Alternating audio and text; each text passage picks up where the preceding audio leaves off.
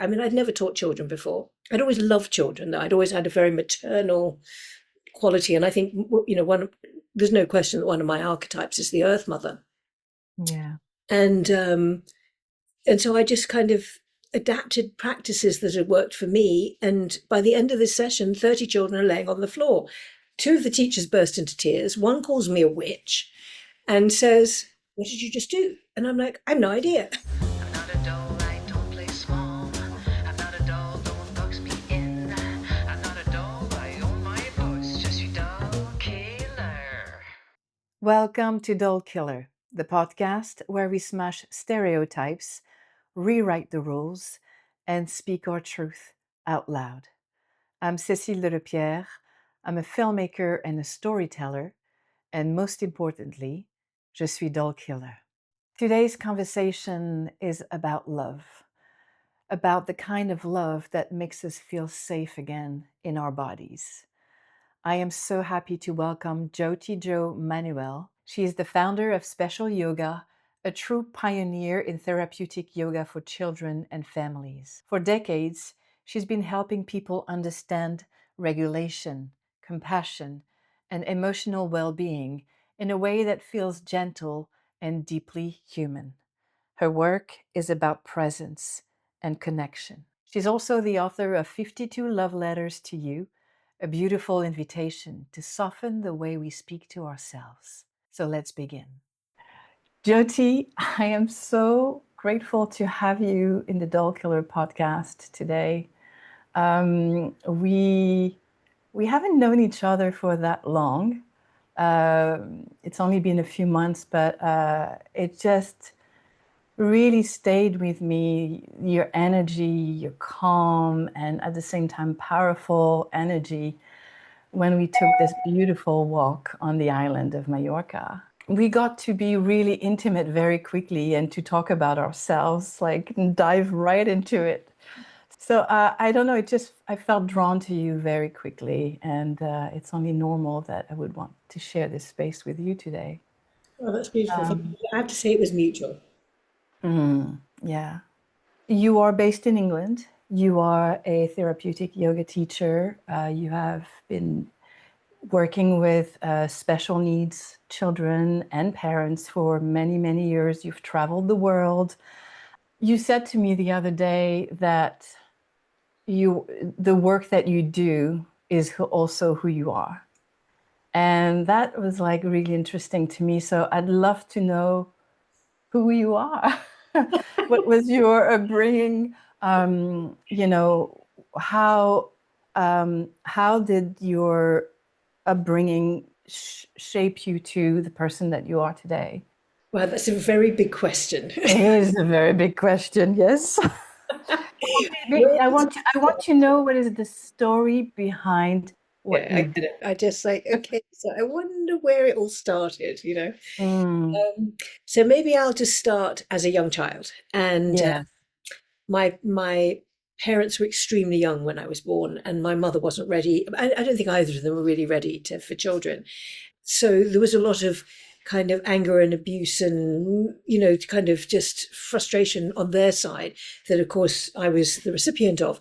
And one of the things that happened to me when I was very, very young was I heard voices, and the voice was always very reassuring. And as I grew older, I thought it must have been God. And actually, in a way, I always thought it was God. Although I think as a young child, I didn't really know what God was, or, and God was one of those, men in the sky, with a long white beard, which of course he isn't. It isn't at all. But that was, I guess, my first visual perception of what God might be. But whatever it was very reassuring. And I guess at some level, I was reassured with words that were way beyond my years, that I was there to break the chains of the ancestral pain. And I was here, not there, I was here to serve and to love. And that I would always be guided, and that there would always whoever I needed would appear on my path. Now, as a young child, that's meaningless, really, but it's something that was so profound that I remember it. And I remember hearing it. I remember the quality of the sound of the words as they came to me. And they didn't come once, they came many times. So, and that also that I was born under a lucky star, which I have to say for a lot of my life I haven't believed, but there's another part of me that really has.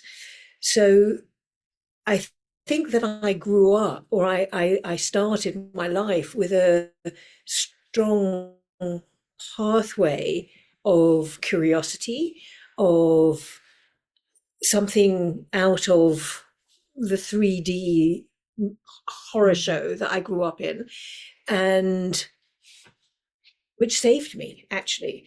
And when I don't know how old I was in my very early teens. I was really downloading a lot. And this woman who I can still see, I don't know her name, and I don't know if I ever knew her name, appeared in my life and said, are you okay with this? And it was a bit intense at the time.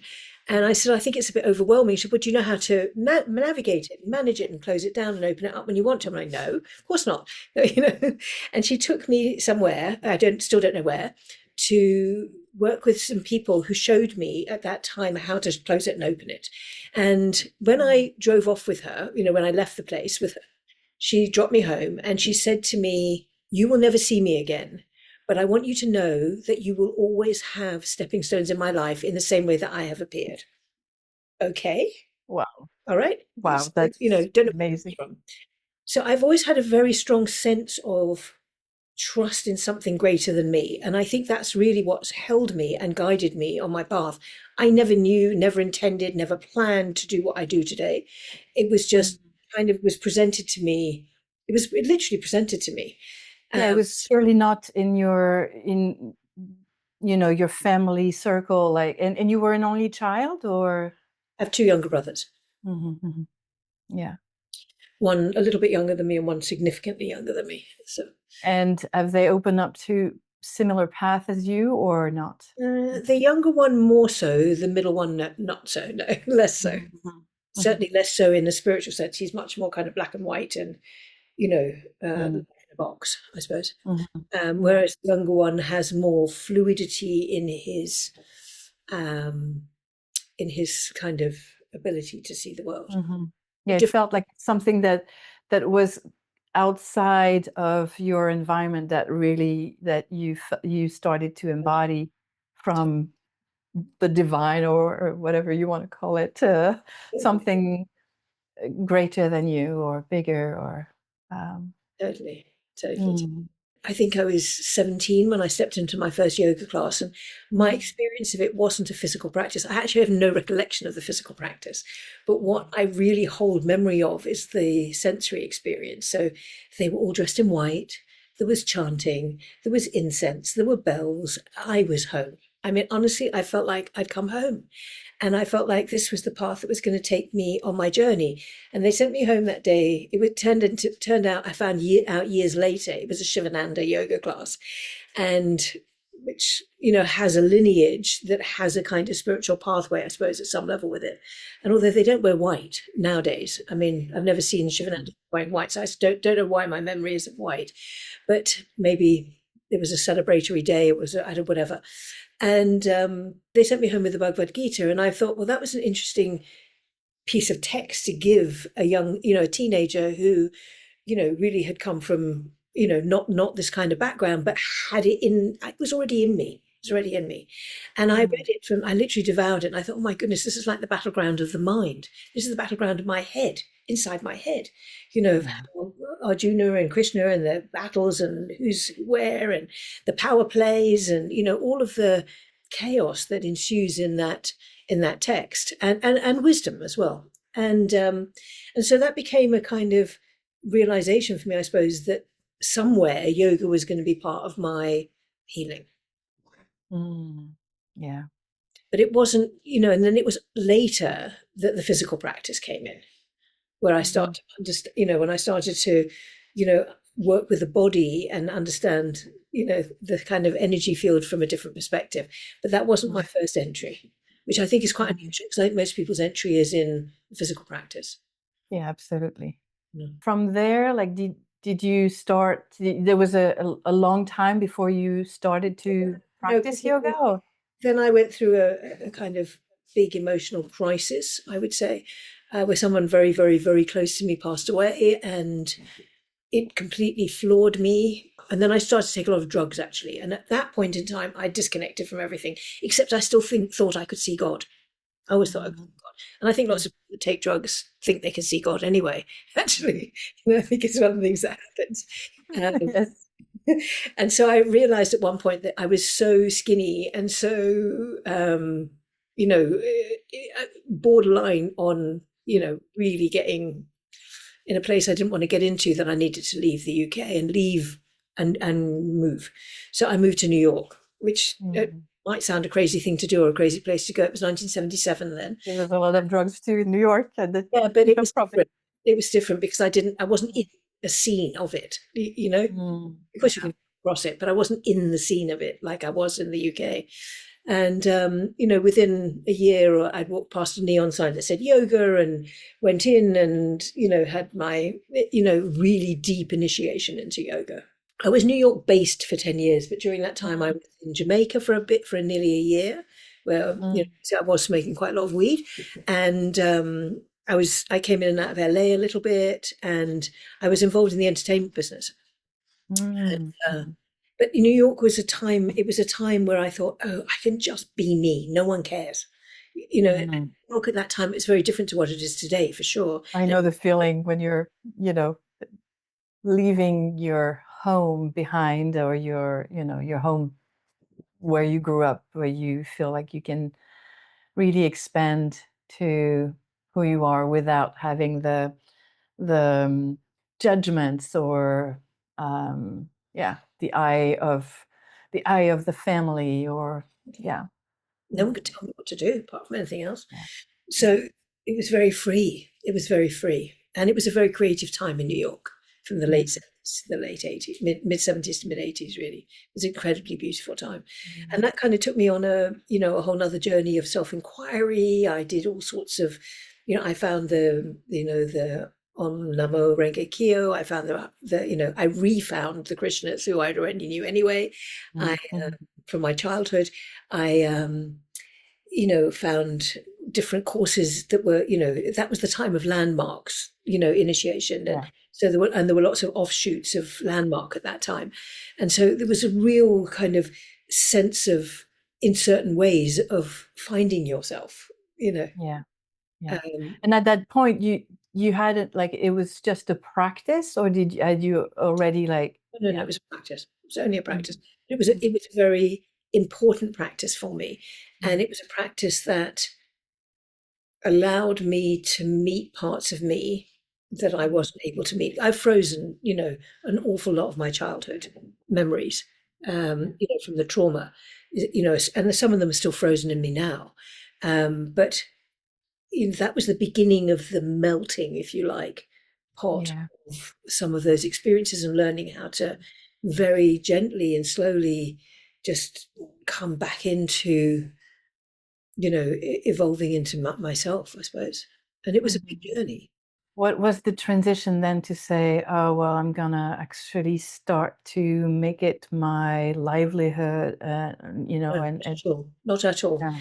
I came back to the UK because my mother was dying and I needed to make peace with her before she died. And also my time there just felt like it was kind of ending. And I'd met a man who was based in the UK, who said, move in with me. And I'm like, oh, okay, I'll do that.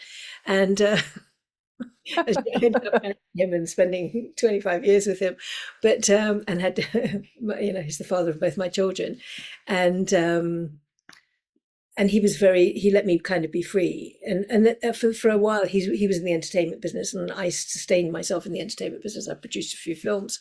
And then, but the yoga, the kind of spiritual piece kept holding me and bringing me back and bringing me back and bringing me back. And eventually I said to him, I can't do this anymore. I need to go and step in and, move into a different world where there's a deeper connection to God, because I can't be around this madness of ego. And of course the yoga world is worse than there's a lot of that, in some ways. But I didn't know that. and then kind of just it kind of evolved, and when I started to teach, there was a blind man and his dog showed up one day. It was an adults class. It was only about the third class I taught, I think, and there was a woman in the class who was terrified of dogs, and she looked at me and she went, and this man who obviously can't see, and I'm thinking to myself, I have a class plan, I can't use my class plan, what am I doing? All of the normal things you would consider. And so I chucked the whole lot away and thought, okay, you just have to be here. And so I learned, and I loved it. I loved the fact that I could be with the people and not be in a frame that told me what I needed to do, but and just be present. And then a woman with cerebral palsy showed up, and of course I had to adapt practice for her. And then a head teacher of a school said, please, we need you at my school. And, yoga wasn't popular this is the late 80s now. And, yoga still wasn't popular. It wasn't, there was no language in a school that was autism or ADHD or neurodiversity or, regulation. I mean, there was none of that at all. All there were naughty kids, actually. And I walked into that classroom that day and I looked around and I thought to myself, oh my God, these kids are like me. They were I thought, oh my God, every one of them could have been me. They were like, uncomfortable, in their body, uncomfortable in their being, uncomfortable just being here, and I thought, okay, so what do I do? I mean, I'd never taught children before. I'd always loved children, though. I'd always had a very maternal quality. And I think, there's no question that one of my archetypes is the Earth Mother. Yeah. And so I just kind of adapted practices that had worked for me. And by the end of this session, 30 children are laying on the floor. 2 of the teachers burst into tears. One calls me a witch and says, what did you just do? And I'm like, I have no idea. I literally have no idea. So, fast forward then a few years, I then end up teaching probably, I think it was the first children's yoga training course in the UK. So in a way, I pioneered children's yoga by mistake. Didn't mean to. It wasn't my intention, wasn't my plan. And then the special needs thing just kind of evolved. I don't know how it evolved. I don't know what happened. I met a Brazilian woman who taught me for a while, and she encouraged me to open a studio in London, which I did. And then she and I kind of parted ways, and, I went my way, she went her way. And special yoga was born out of that. And when we had the studio, I just wanted to make yoga available to everybody. And we were a charity and the rent was ridiculous. And I had no idea what I was doing, but I just thought, well, God's going to hold it. And I remember the Lord saying to me, I don't know you, and I want 6 months rent ahead, up front. And I'm thinking to myself, I don't have that sort of money. Interesting. I went home and I meditated, and these people had popped into my head, and I phoned them and the money was in the bank 24 hours later. And I just thought, how interesting is that? How interesting how when, you just kind of open up to whatever's correct and right, it just flows. It just literally flows. And we ended up, I don't know, treating about 150 children a week from that place. We ran training courses. We opened up breathwork in the UK. I think we were the first studio with kirtan. All of these things that are now, part of the norm. Yeah. More, yeah. Had every swami in those under the sun visited us, and it was pretty mad. We went bankrupt once, rolled back, don't know how that happened, sat at my kitchen table, thought, how are we going to treat these children? And somehow they were. I don't know. So I just assume that it's God's work, and I'm just been here, planted here as a vehicle to offer that. You let yourself guide by your intuition and whatever else is guiding you, rather than a path that was set for you, or like, I need to go and do this specific training of yoga and this and this and that. Like, because I mean, these days everything feels a lot more framed of how you have to become maybe a yoga teacher or instructor.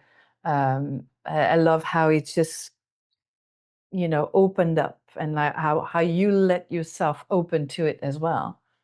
Well, what's lovely for me is that, when people come and train with me, particularly if they are yoga teachers, because a lot of people that come and train with us are not yoga teachers, they're educators or parents or therapists.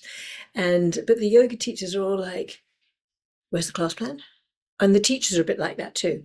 Where's the class plan? What class plan? I don't offer you a class plan. If I give you a class plan, you're not here. That's what I learned. And they're like, Yeah. oh. Yeah. So now you have to practice, because actually it's the practice that will guide you. It's not a piece of paper that you've spent hours writing out what you're going to do. Because supposing the children arrive and they're not in the state that you've planned for, what are you going to do then? Yeah. What are you going to do? And also, all of that stuff creates expectations, and then you have anxiety, and then the children don't need your anxiety, and then if it doesn't work out the way you think it should work out, you beat yourself up. Mm-hmm. Mm-hmm. Yeah. For me, it doesn't work. For me, it Yeah. doesn't work. It's also like cultivating presence. It seems, and just playing with what is there in that specific moment. Yeah. And I don't think I teach yoga. I think I share yoga. Mm, I love that. Children teach me, for sure. And in fact, everybody I work with, I share yoga with, teaches me something. What do you think have been like the biggest challenges in sharing your practice?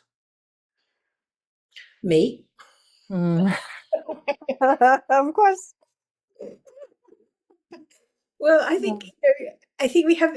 I'm more and more coming to the place where I have this feeling that we kind of place blame on other external things, when actually life is just a reflection of how we experience life inside ourselves. It's just we don't like it, so we don't listen and we don't go inside to go and find out.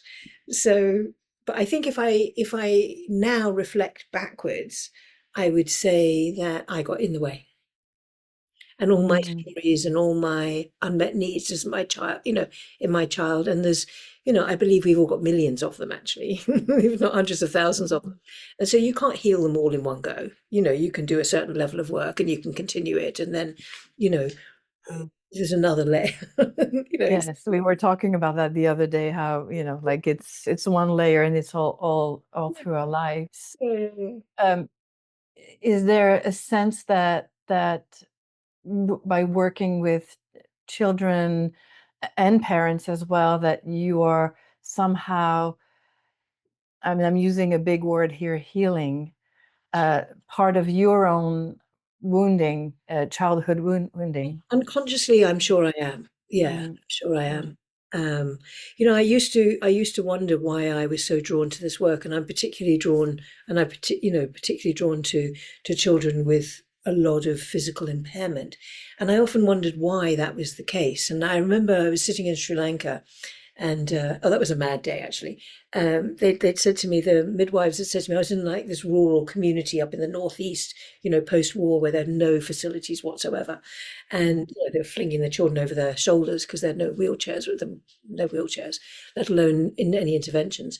And they'd said to me, "Oh, there'll be about 25 kids." And I'm thinking to myself, okay, that's a fair day's work. That's okay. And when I got there were only 5 or 6, and I'm thinking to myself in my head, I go, "Oh, I can be at the beach by lunchtime." Well, I didn't get off the floor. I 72 children I think I served that day, one after another after another. And I literally sat with each of these families. I had no language with them because I don't speak Tamil, and it was in that area. But there was one child that I had him, he had a very contorted body. It was very twisted. It was more than S-shape, really. And his beautiful fisherman father, who was squatting next to him, with his beautiful face and just the love that emanated, and mm, mother sitting there as well. And I literally had his head in my hands, and I was, his body was kind of there. So I'm at his head. And at one point, his eyes just looked up at me. He was nonverbal. And his eyes looked up at me. And in that moment, I heard the voice saying, "This was your body in another life. That's why, and you made a pact to come back and help. And that's why you have to do this work." And I just went, okay, now I got it. And I went through that day. I didn't get off the floor all day. And I saw one after another after another. And each one of them, I gave the parents something to do with no language. so powerful. And Wow, it was amazing. And I just thought, okay, so that's and I loved it. I loved every second of it. when you start working with children who have either like disabilities, whether physical or mental, what is the first thing that you do to approach, to connect with them, to approach them in the, you say you not necessarily use words, so like, is it an energetic approach? Well, I think that 80% of communication is nonverbal. Mm. I think we rely on words to a lot to attempt to understand. But if you go into a deeper place within you, you're actually communicating through your heart, you're communicating through your eyes, you're communicating through your expression. Your hands are the external vessel of your heart, as far as I'm concerned. And in fact, interestingly, I think in one of the, I think it's in the Chinese medicine, this is the heart point. So actually, that makes sense. I only learned that recently. I was like, wow, see? Because I'm a reflexologist as well, like the center of the palm here um, is your solar plexus. So it is also, this is the region of the heart, but also like the where the soul is So living. Or I guess when I meet a child, I'm just connecting with their light. Mm. I'm not looking at what they can't do. I'm looking at where they are and what they've got. And because I want to work with their strength Yeah, and their power. yeah. And how about the parents? Like usually, like you do them separately. Are they with you? Would you work with them or? I mean, I don't see so many kids these days because I'm not running as many training courses in person since COVID. Although I'm coming back to it, my fingers back in. But I like having the parent with me because there's something that happens in that dynamic where their child is seen and loved, which doesn't generally happen in a therapeutic setting because most therapists will come in and look at what the child can't do to try and fix it. Yeah. And I don't think these children need fixing. They need help, yes, but they don't need fixing. So I'm coming to it from a much more loving, compassionate, kind place, I suppose. Mm-hmm. Yeah. There's something that keeps coming into in the language is regulation, like regulating the nervous system. Where does that come from? Like, like we didn't talk about those things. I didn't grow up with like my mother saying, "Oh, I'm gonna step away and regulate myself or regulate my nervous system." Like, I'm not gonna like just yell my anger or. Yeah. No, we didn't have those tools, certainly not when I was a kid. Mm, And I think it's even in the last, it's really only come about in the last probably 10 years. I think, I don't know, time's a bit of illusory, but it's, yeah. I mean, what I've noticed, from starting yoga when there wasn't a lot of science around what we were doing and why we were doing it, to now that there's a lot more science around the different types of practices and actually what's actually happening in the in the physical form. So that can be your nervous system, it can be your muscles, your tendons, your ligaments, your fascia, blah blah blah blah blah. But I think that with the advent of particularly, but probably not exclusively, Dr. Stephen Porges's work on the polyvagal theory, which, mm, of course, the vagus nerve goes straight into the nervous system. He opened up a whole scientific viewpoint of how connection is made and how humming goes back into the vagal tone and how we can start to create regulation. And I think from there almost, I mean, I'm sure there were others, but he seems to me to be one of the forefront runners of bringing that kind of consciousness into science. yeah. And of course, regulation is a catchword. Mm, Oh, I'm yeah. dysregulated. Well, most of us are dysregulated. If you're not present, you're probably dysregulated. you know, There's multiple, I guess, practices, but what would you say you use the most, first of all, for yourself, and then I use a practice called coherent breathing, where I slow my breath down and I even the in breath and the out breath. And I found that to be the most regulating for my nervous system. And what I noticed is that the children, if you make it, sometimes if you make a little bit of sound and they hear it, they slow their breath down. They're not going to find your breath pattern because they need to find theirs. But it offers an opportunity. I think there's a couple of things that happen. So one is the sound of your breath with another, which, and there are some kids who go, stop breathing, stop breathing, if they're very sound sensitive. But there are also children who you just see go.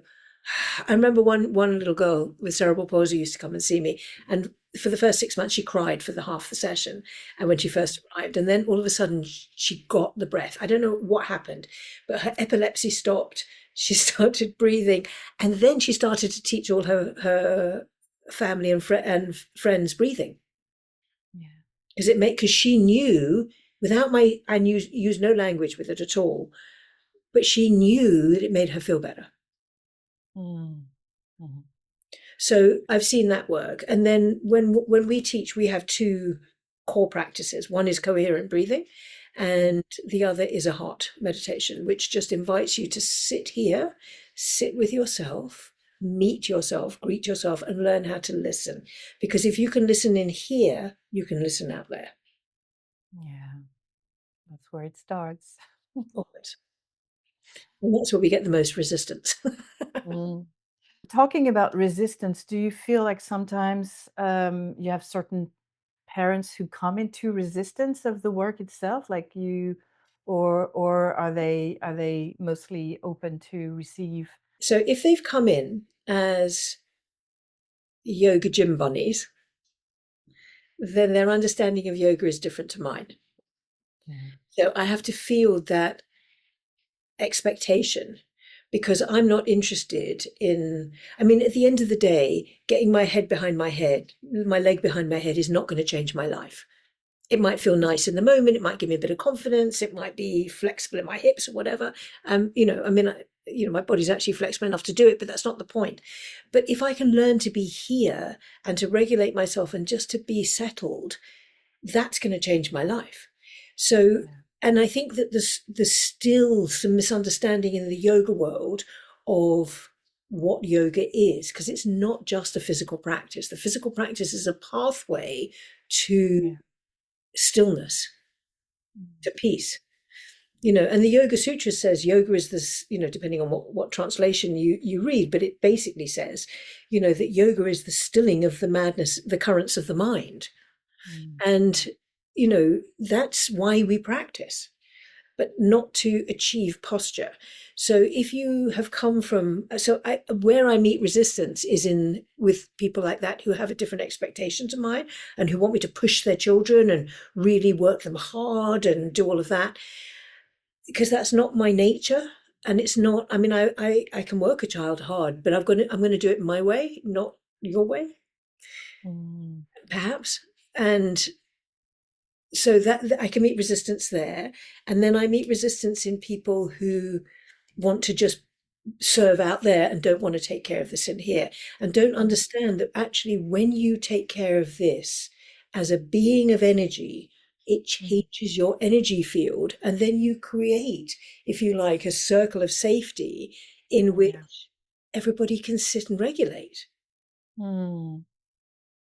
So safety, love, compassion. Exactly. A safe place for them to be themselves as well, like not want, as you said before, not wanting to fix them, but just to welcome them as they are as well, with And their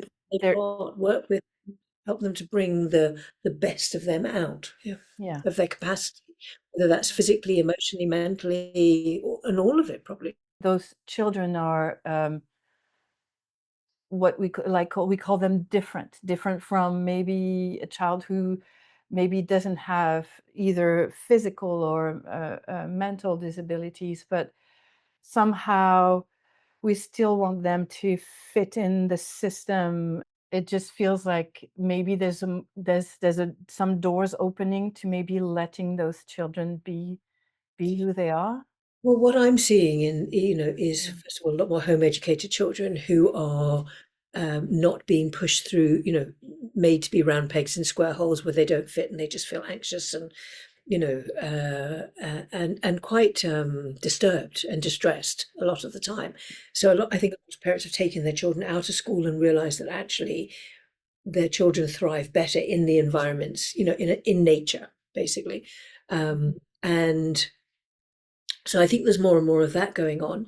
And certainly in the UK, there are what are called forest schools, where children are very much outside, outdoors, left to, given the opportunity to follow their creativity and Yeah. to really find it, and to and I think a lot of creativity and nature is not in the school system anymore, Yeah.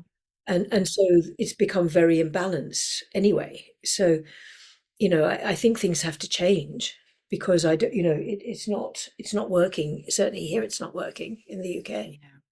I mean, I remember, as far as I can remember, I hated school, and I could not wait. And I didn't have to wear a uniform or anything, but I just couldn't wait to get out, come back home, get out of my clothes, go out in nature, run. Like that's how I would regulate myself. Maybe that would be the term that we use now.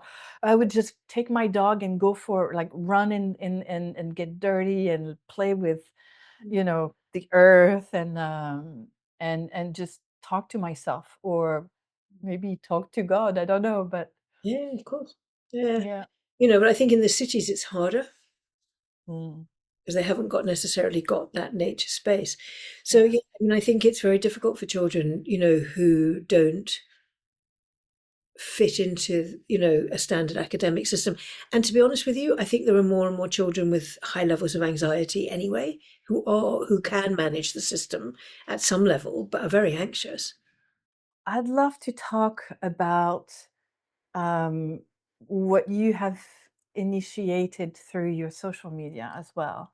Like you, and this is something that we talked about when I met you. That suddenly you started making those videos on your Instagram, talking about yourself and about questions that you have, and suddenly finding out that it has a big impact on others as well. So and then it led you further down the line to write your book. I've always been a freedom seeker. I've always been somebody who, I mean, my favorite thing in school was psychology.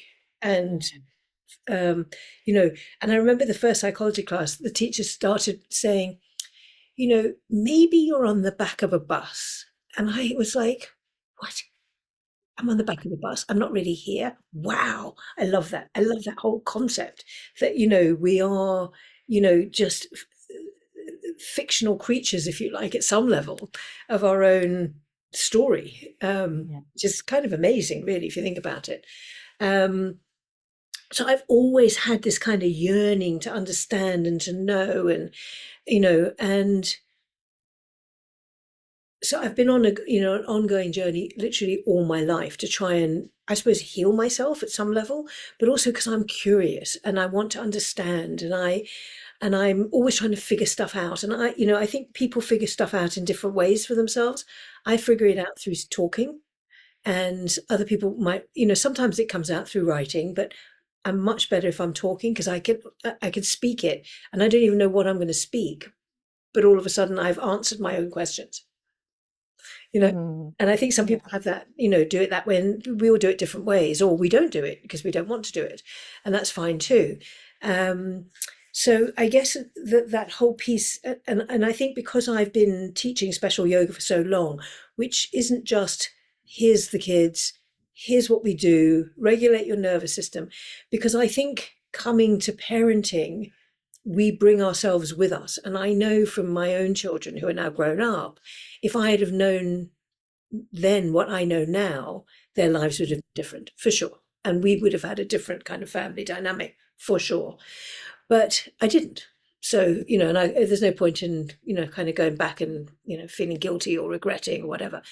But what I'm more and more, and I've seen it also understood, is that, we are all made up of, we've all had things that have happened to us as children. And where our needs haven't been met, where we've been silenced, where we've been hurt, where we've been, and it can be small things and it can be big things, you know. Yeah. It's not all, it doesn't have to be all big things. It can also be lots and lots and lots of little small things as well. And so we then, and then we've also got the energy field of the family that we grew up in that will have infiltrated into us somehow or another, you know, as energy kind of, Absolutely. transmutes.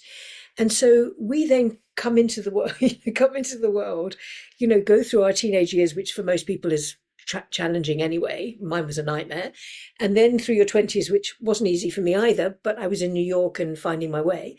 And then you come into kind of technically adulthood, and you're carrying all this, you know, the stuff with you, that a lot of which is beliefs that you've taken on that aren't yours, that aren't true.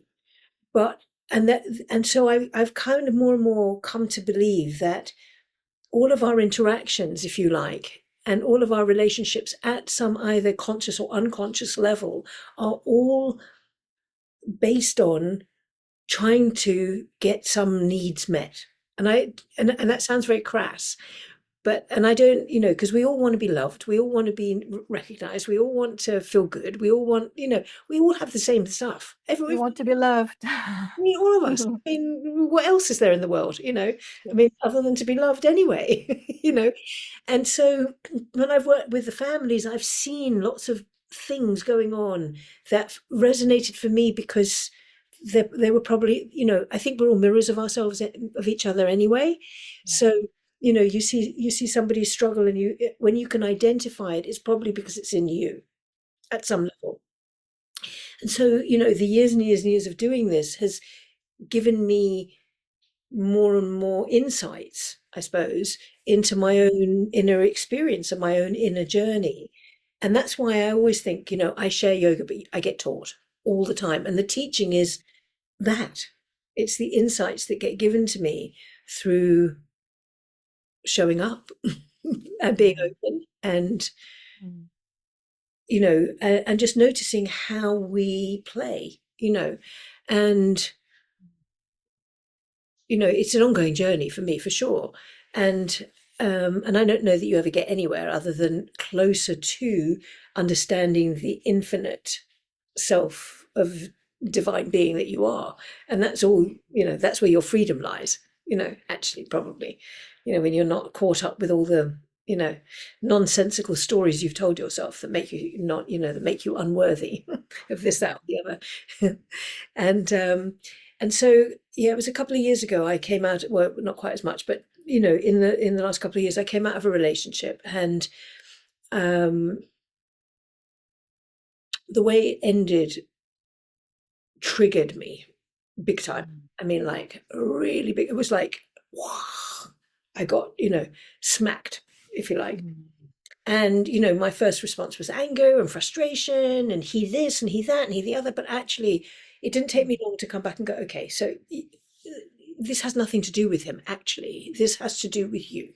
So let's just come back to you. Let's come back and love you. Let's come back and give you all the things that he couldn't give you that you're hating him for, actually, you know, because he's who he is, and you can still love him and just be okay with what he was able to be, and actually love you too, and use this as a journey to come inwards. And it wasn't easy. I'm making it sound easy. It wasn't easy. No, I'm sure it's not It easy. wasn't easy. Uh, Mm. and then as I was doing this, as I was kind of taking myself through, and there were days when I was raging, and there were days when I was, you know, grieving, and there were days when I was high as a kite, actually. You know, the whole picture was there, you know. A friend of mine said to me, why don't you start speaking into this? You know, because at that time, because I was processing so much, I would blah, blah, blah, blah. Anybody that would listen to me, I would blab at. And half the time, no one was listening anyway, and I just blab. And probably. And so I put a camera up, and I'm not shy of the camera. I used to be, but I'm not shy of the camera. And, you know, they filmed me at Special Yoga for so many years now that doesn't really faze me. And so I just realized that actually when I walk and talk, things come out that maybe someone else well, I didn't even think that. I just needed to talk. And so he made me a YouTube channel, stuck it up on YouTube, put it on social media, and said to me, keep doing this because there's people responding. And I'm like, and then people were stopping me in the street and going, we watched you, thank you. I'm like, thank you for what? Uh-huh. It was just like, I was just, it was so kind of surprising to me that Mhm. my experience, I don't know why I think I'm any different to anybody else, to be honest, but just because I'm blabbing it, you know, offered an opportunity for other people to meet, or affirm or whatever was happening for them. Uh, It's so interesting, Jyoti, because each time if I click on your Instagram and I see a video coming, it feels like it always lands at the right time, and it's like whatever you're saying, you're like, oh my god, she's in my head.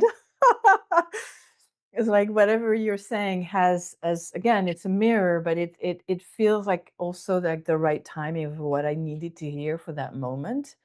So I, in turn, want to thank you for that, because I've been loving listening to you, and um, and sometimes this is like the self-talk that I do with myself, or my inner voice, or when I'm meditating, or like this move, this, and then yeah, now I get it. I found by saying it verbally, and I love that you're adding movement to it with talking and walking. Mhm. It's Yeah, it's very powerful. thank you. Yeah, no, I mean, I think it's had like nearly 150,000 views on on YouTube. I'm just like, how did that happen? Yeah. Yeah, and not so I haven't promoted it. I didn't promote it. I just stuck it on, on Instagram and Facebook, and eventually TikTok as well. And so it's on the four channels, but I don't push it. I don't promote it. I don't spend money on advertising. I'm not even trying to get they say you have to put things out there because you want to get something out of it. What's your, Yeah. I can't remember Yeah. what the language is right now. Um, I'm just doing it. I'm just putting it out there. And then I'd been writing a book for some time, I've been asked many, many, many, many, over many, many, many years to write a book about my story because my life's got lots of bits in it and Twist and turns. turns. So last year I ended up writing two books actually. One was a book that was commissioned by a publisher about parenting a special child, and that'll come out later this year.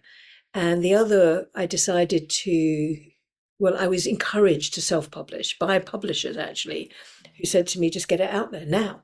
I'm like, okay. Um, and I was trying to do it as kind of a narrative. And then I woke up in the night one night and I was just told to write it as letters. I don't know where it came from. And I woke up the next morning, I thought, did I really hear that? Should I turn this into letters? And then I started to think to myself, well, actually, I wonder what would happen if I wrote letters to myself. And then from that came the book, really. And it's called 52 Love Letters to You. And yeah, it'll be on Amazon shortly. But Mm. You uh, have it here next to you. You can I show do it to us. have a copy of it here. So it's quite a big book, actually. It's quite a Mm. Oh hard. yeah. And each letter, what we did is the way we set it up is each letter has, oh, there's one called More About Fear, right? And so Mm. at the end of the letter, which is not that long, a couple of pages, there's a quote. You see that? And Yes. Can you uh, read the quote to us? fear can be my companion rather than my captor. Mm. That's a good one. And then there's a space where you can write love notes. Mm. I So love each that. one of them has that as a possibility. And then the next letter is called Navigating Change. So Mm. each one of them has a different invitation, I suppose, to pause and reflect. And I realized that part of it's about pausing, just taking a moment of reflection, Mm. because we don't do that when we're very busy. But it's one of those It's books you can dip in out, close, you could follow it, read one a week. I mean, I couldn't yeah. do that. That wouldn't work for me 'cause I would forget. But I like, even for me, I can open it and get what I need. So this one's called Feeling Out of Sorts. That. Lovely one. I have days when I wake up feeling out of sorts. Those days when my mind is swirling with thoughts of lack, of stories that serve no purpose other than to pull me away from the truth of the present moment and affirm all the little unworthy voices. So here's what I do when that happens. I place my hands gently on my heart and I ask my heart, how are you? I can feel you're uncomfortable. I hear you. What do you need today? How can I be kind to you? Just taking time to ask and listen makes all the difference. It's a moment of tenderness, of acknowledgement. And in that space of love, my mind begins to shift, not by force, not by pushing the pain away, but by allowing a gentle reframe, one that honors the wounded child within me who was crying for attention, while also refusing to stay trapped in the old stories of lack and hurt. Healing doesn't come from ignoring or bypassing what we feel. It comes from leaning into feeling the discomfort, being present with it, and allowing it to move through us. And the feeling always moves with that meeting. It's often said you have to feel it to heal it. I'm coming to really love the inner sensation of my raw vulnerability. I feel soft, gentle, and very open, yet powerful, present. Present in love, present in the moment, honoring that part of me and loving her fiercely. Even though meeting myself isn't always easy because my old habits would have me instinctively avoid those places of pain, the real challenge is to stay in it, not getting lost in the drama of the situation, but also not resisting the emotions and feeling that arise. The challenge is to let it soften us rather than harden us, so to allow it to open us rather than make us more rigid and afraid. When we're brave enough to stay with it without needing to fix or control it, compassion arises spontaneously. By trusting the journey without rushing to know how, what, when, not easy for me, as I want to know everything and I want it now, we begin to access a deeper inner strength. I had one of those mornings recently, and as I sat with the feelings, I began to feel lighter. I'm a daily sea dipper, and I took myself down to the sea, and although I didn't fully get in, it was way too wavy, too cold, and I simply wasn't feeling it. It made me feel better. Raw nature always does it for me. And then I had a deeply validating conversation with a dear friend, meditated, practiced yoga, stretched into the places where my body was holding tension, played loud music and danced. I also read some of Pema Chodron's wise words and made myself nourishing food. I felt different. I felt alive and present, more uplifted, more at peace. And yes, my inner child still calls to be held and loved. Yes, I could easily slip back into old thought patterns, but I choose not to. Instead, I choose love again and again because that's the practice, that's the journey. How's your journey going? It's certainly not a straight path and it has a bumpy bits, but that's where the treasure is. What are you going to do next time you wake up feeling out of sorts? Mm. I really love this. Yeah, it's as much as it is for you that it is for others as well. I love how you're open it, and you are giving your own embodiment practices. So, Jyoti, quick round of question. What would be one letter that you wish someone had written to you as a child? To remind me that I'm loved more than anything and that I was safe. Safety wasn't part of my upbringing. I didn't even know what safety was. And in fact, interestingly, I realized the other day, I'm only just beginning to learn what safety really feels like inside me because it's so unfamiliar that at some level I pushed it away because I stayed in the familiarity of unsafety rather than going into safety because going to safety wasn't safe. Thank you. So I would love to have been reassured that I was safe and loved. What's one limiting belief that you've completely got rid of, or you feel that you've like, okay, that I'm completely let go of? Taking things personally. I actually did a video on it the other day because I realized I almost took something personally the other day. I thought, nah, I'm not doing that. And then I started to talk about it because I think we do that, don't we? You know, somebody does something and we feel hurt and we blame them. It's not about them, it's about us. Yeah. Yeah, I do that a lot. I mean, I'm learning to not do that, and I love that you had that video. That was perfect timing as well.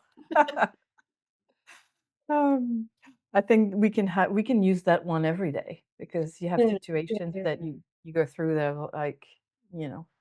I think also one of the things just about getting older is you just care less and less about what other people think. I really don't care. You don't need to like me, you know. Mm. Whereas before, I'm like, well, everybody needs to like me, you know. What is one habit that keeps you grounded no matter what? Focusing on my breath. What's the dollhouse that you want to smash today? The dollhouse being the parts of me or parts of the world. It can be either Okay. part of you or part of I the think world. parts of the world right now is all the perversion and lies and darkness. I just want to, let's have truth and light back, please. Yes. It's such a dark place. And at the same time, there's so much light coming in. But yeah, that would be, let's clear it. Yeah, and safety for children, for Yeah, sure. safety for children, stop the abuse of, the wars and wow, there's so many people suffering. Let's break that suffering cycles. Yeah. Namaste. Indeed.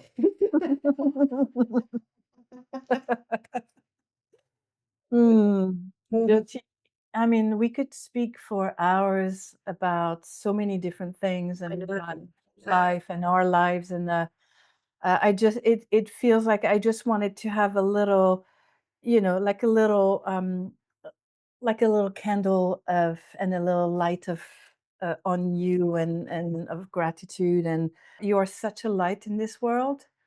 From the moment I met you, it's just igniting more and more, and the way you're sharing it with everyone is so powerful, so beautiful, and so needed. So I really thank you, and I encourage everybody to, there will be all your links in the video. Yeah, no, I'd love, parents of children with special needs to think about coming and training with us because honestly, it will change their lives. Yeah, It's less about yoga than it is about connection, love. thank you, Thank you. Jyoti. It's an absolute pleasure. I loved my time with you. Thank you. Thank you so much. If you've ever felt boxed in, silenced, or underestimated, this show is for you. Subscribe now, share this with the people in your life who are ready to break free and join the rebellion. My name is Cécile Delepierre. I'm a filmmaker and storyteller, but most importantly, je suis doll killer. I'm not a doll, I don't play small. I'm not a doll, don't box me in. I'm not a doll, I own my voice. Je suis doll killer. I went to a Qigong class this morning and he was, he knows it's in a kind of retreat center and he knows where the kitchen is. Ah, Came back licking his lips, so somebody must have given him a sausage or something. sweetie.